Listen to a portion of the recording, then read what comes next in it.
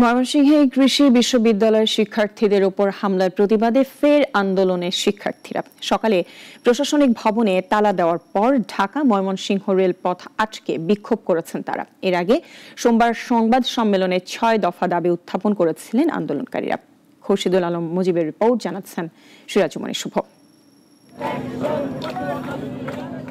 Combined ডিগ্রির দাবিতে বাংলাদেশ কৃষি বিশ্ববিদ্যালয়ের আন্দোলনরত শিক্ষার্থীদের উপর বহিরাগতদের হামলার পর থেকেই পুরো বিশ্ববিদ্যালয় ক্যাম্পাস জুড়ে বিরাজ করছে থমথমে পরিস্থিতি।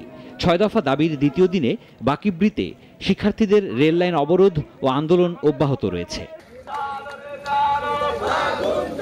আন্দোলনকারীরা প্রশাসনিক নতুন ভবন ও ক্যাম্পাসের একটি ব্যাংকে তালা লাগিয়ে বিক্ষোভ শুরু করে।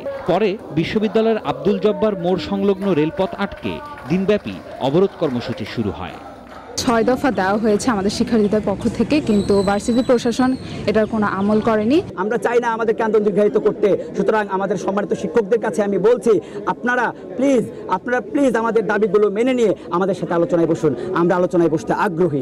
আমাদের প্রথম দাবিটি ছিল হচ্ছে আমাদেরকে যে হল ভ্যাকেন্টে যে নোটিশ দেওয়া হয়েছে সেই নোটিশটা প্রত্যাহার করতে হবে, কারণ বিশ্ববিদ্যালয়ে এমন কোনো সিচুয়েশন এই মুহূর্তে নাই যে হল ভ্যাকেন্ট করতে হবে।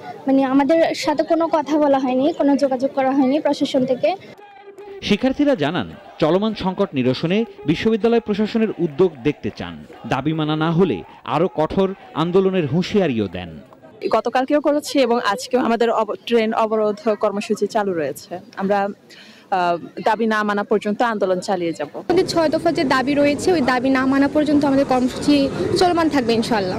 যে রেল অবরোধ চলতেছে এটা অনির্দিষ্টকালের জন্য আমরা করতেছি, যাতে আমাদের সমস্যাটা সমাধান দ্রুত হয়। এদিকে অনির্দিষ্টকালের জন্য বিশ্ববিদ্যালয় বন্ধ ঘোষণা করা হলেও এখনো হল ছাড়েনি অনেক শিক্ষার্থী। গত প্রায় ১ মাস ধরে ভেটেরিনারি অনুষদ এবং পশুপালন অনুষদের ডিগ্রিকে একীভূত করে কম্বাইন্ড ডিগ্রি দেওয়ার দাবিতে শিক্ষার্থীরা আন্দোলন করছেন। সিরাজুমণি শুভ, নাগরিক।